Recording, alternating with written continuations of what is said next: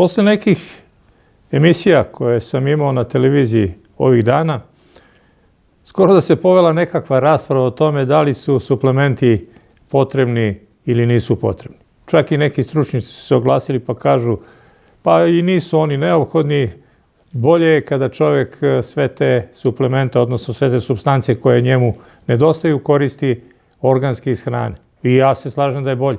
Ali problem je veliki što one takve kakve trebaju čoveku iz hrane ne dospevaju uvek u čovečji organizam. I onda se normalno javlja potreba za suplementima. A zašto je to tako? Pa prvo zato što se uglavnom velika većina ljudi ne hrani pravilno. A to znači da jede pre svega denaturisanu hranu, hranu koja je lišena prisustva vitamina, enzima, minerala ima, oni nisu problematični, oni opstaju kada se hrana tretira ili pri kulinarnoj obradi na visokim temperaturama.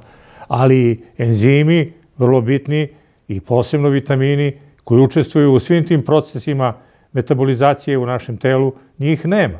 I onda normalno brza hrana, hrana koja se napravi po sistemu prženja u neuslovnim situacijama gde se koriste hidrogenizovana ulja koja su uvek štetna po naš organizam.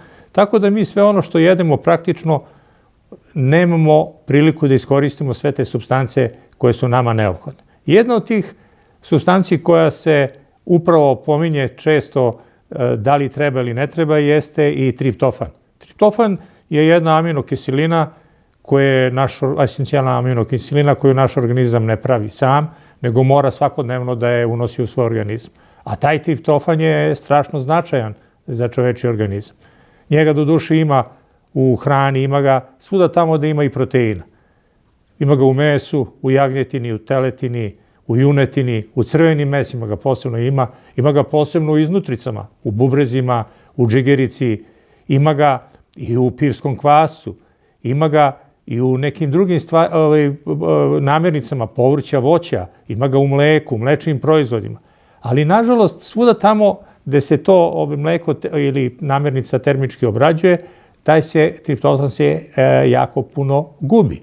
I drugo, ovaj triptofan koga ima u izobilju u mesu, on se retko kad dobro iskoristi zato što u mesu ima i drugih aminokiselina koje su takođe esencijalne, ali u većoj količini. Naprimjer, metionin. Metionina ima u mesu 3 puta više nego triptofana, a taj metionin koči triptofan da se apsorbuje i da on u organizmu uz pomoć vitamina B6, C vitamina pravi one hormone koji su neophodni za normalno funkcionisanje našeg organizma. A ti hormoni, pre svega hormon sreće, serotonin, zatim iz njega nastaje hormon sna i mladosti i dugog života, melatonin, a posebno važno, ono bez čega, gde je triptofan izuzetno bitan, jeste stvaranje niacina, to znači nikotinske kiseline ili vitamina B3. A taj vitamin B3 je posebno značajan i bitan za čovečji organizam,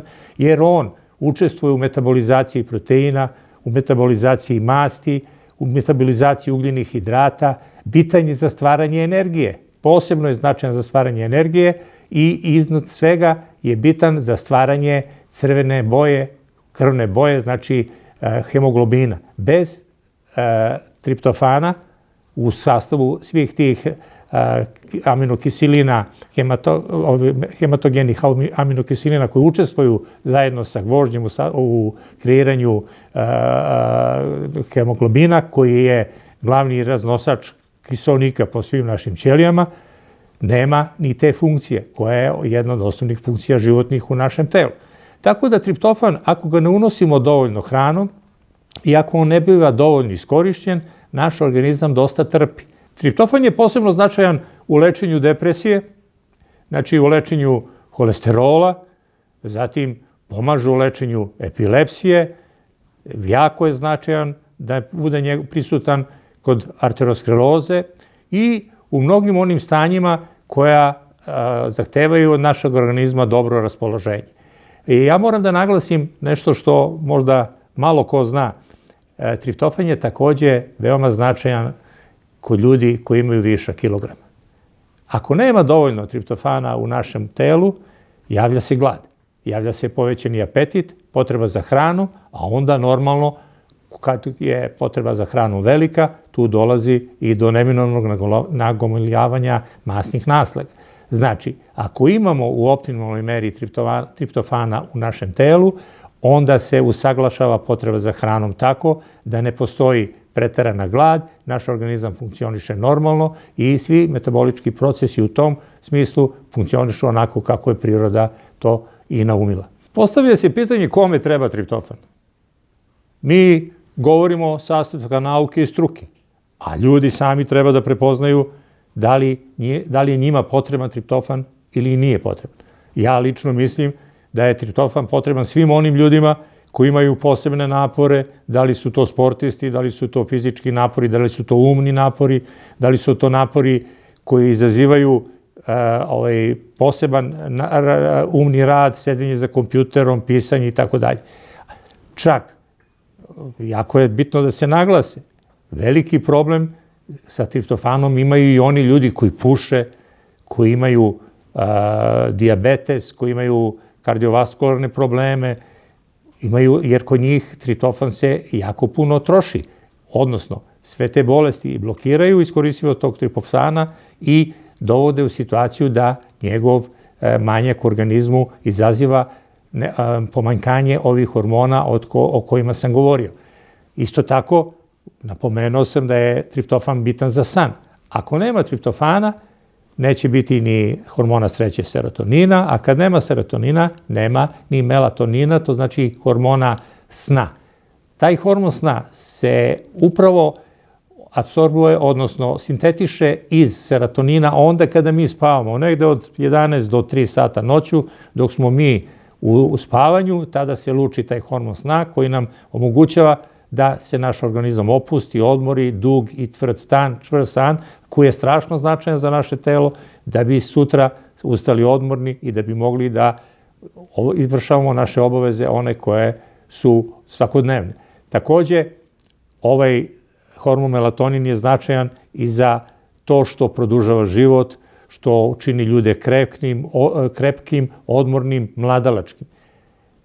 Upravo triptofan ima jako veliku prisutnost u našem telu i mnogo je razloga da ga koristimo redovno i svakodnevno. Jer od njega zavisi sve ove funkcije koje se možda nekome čine da nisu toliko značajne, a jako su značajne. Mnogo je još drugih metaboličkih procesa u organizmu koje se nadovezuju na ovo o čemu sam ja danas govorio, ali mi moramo da shvatimo da bez triptofana nećemo biti u prilici da ostvarimo ovo o čemu sam danas pričao.